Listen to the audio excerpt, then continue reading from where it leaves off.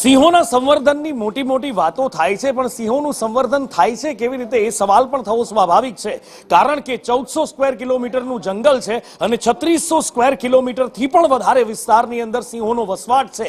Eco sensitive zone જાહેર કરવાની ફરજ પડી છે. એક બાજુ પાટા પર સિંહ કપાય છે, ટ્રેનના ટાઈમ બદલવામાં આવે છે, વર્ષો જૂની જે ડિઝાઇન આપવામાં આવી છે એ ટ્રેકને એલિવેટ કરવાની એ નથી કરવામાં આવતું, પણ ઇકો સેન્સિટિવ ઝોન જાહેર કરવામાં આવે છે અને તેને લઈને 61 થી વધારે 61 થી વધારે ગામો દ્વારા હોબાળો મચાવવામાં આવે છે, વિરોધ નોંધાવવામાં આવે છે અને હવે તેમાં ભારતીય જનતા પાર્ટીના નેતાઓ પણ પોતાની જ સરકારની સામે પડ્યા છે. તો સાથે સાથે કોંગ્રેસને ડોળવું હોય અને ઢાળ મળી જાય એ સ્વાભાવિક છે.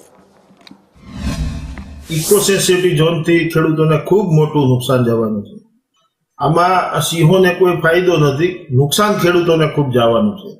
ત્યારે અહીંયા ઇકો સેન્સિટિવ મુદ્દે ઘણી વિરોધ ચાલુ થયો છે, ગામે ગામ વિરોધ ચાલુ થયો છે. ગઈકાલે જ મેં જોયું એમ કે ગરબીઓની અંદર પણ ઇકો સેન્સિટિવ વિરુદ્ધના બેનરો લાગવામાં આવ્યા છે.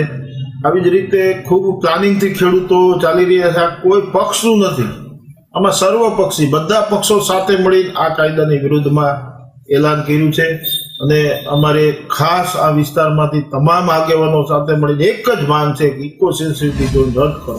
ભારત સરકાર દ્વારા અત્યારે જે જાહેરનામું પ્રસિદ્ધ કરવામાં આવ્યું છે એ પ્રાથમિક જાહેરનામું પ્રસિદ્ધ કરવામાં આવ્યું છે.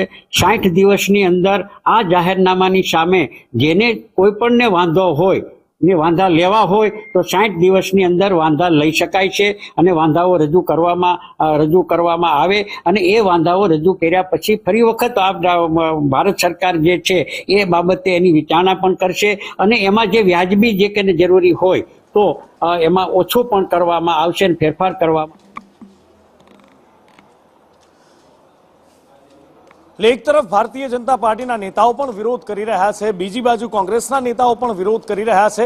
સવાલ થવો સ્વાભાવિક છે કે આ ઇકો સેન્સિટિવ ઝોન શું છે. મયુર પાસેથી જાણીએ. સાથે મયુર, એ વાત પણ અહીંયા ધ્યાન ખેંચે છે કે એક બાજુ સિંહના સંવર્ધન માટે ઇકો સેન્સિટિવ ઝોનની વાત કરવામાં આવે છે, બીજી બાજુ જંગલ વચ્ચેથી પસાર થતી રેડ લાઇન એલિવેટેડ કરવાનો વર્ષોથી સજેશન આપવામાં આવ્યું છે, એના ઉપર કોઈ કામ નથી કરાતું. પણ હા, જ્યાં ખેતરો ગામડાઓ આવે છે ત્યાં ઇકો સેન્સિટિવ ઝોન.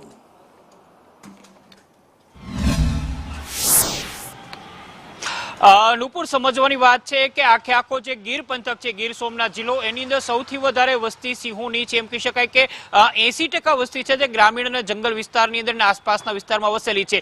આખી જગ્યાને ઇકો સેન્સિટિવ ઝોન એટલે કે એમનો જે મહત્તમ ભાગ છે તેને ઇકો સેન્સિટિવ ઝોન જાહેર કરવાની કવાયત હાથ ધરી છે. સ્વાભાવિક છે કે ત્યાંના લોકો છે તેમની લાગણીઓ છે તેનાથી ગવાય. સૌથી વધારે ગીર સોમનાથ અને આસપાસના જે ગામડાઓની અંદર રહેતા લોકો છે, ખાસ કરીને માલધારીઓ છે અથવા તો ખેડૂતો છે, એમને સૌથી વધારે વાંધો પડે છે, કારણ કે આ ઝોન જાહેર થયા બાદ તેમના નિયમો છે તે આકરા બની જશે. તેમનું જે જીવન ધોરણ ગામડાની સાથે જોડાયેલું છે, જંગલ સાથે જોડાયેલું છે, એ જીવન ધોરણ સીધું તૂટી જશે. અત્યાર સુધી સિંહોને બચાવવાની માત્ર વાતો થતી હતી. અનેક વખત સિંહો છે તે માનવોના કારણે પોતાનો જીવ ગુમાવી ચૂક્યા છે, અથવા તો એમ કહી શકાય કે જે રેલવે લાઈન આવેલી છે ત્યાં કપાઈને તે મરી જાય છે. સિંહોને બચાવવાની વાત એક તરફ રહી, જંગલને બચાવવાની વાત એક તરફ રહી, પરંતુ જે લોકો જંગલની સાથે વર્ષોથી સદીઓથી જોડાયેલા છે એમને જ તેનાથી દૂર કરવાની વાત છે. સ્વાભાવિક છે કે તમામ પક્ષના લોકો, તમામ ગામડાના લોકો છે તે વિરોધમાં ઉતરે. આ વિરોધ અત્યાર સુધી નહીં અટકે, પરંતુ આગળ પણ જશે અને હજુ પણ વિરોધ આગળ વધશે.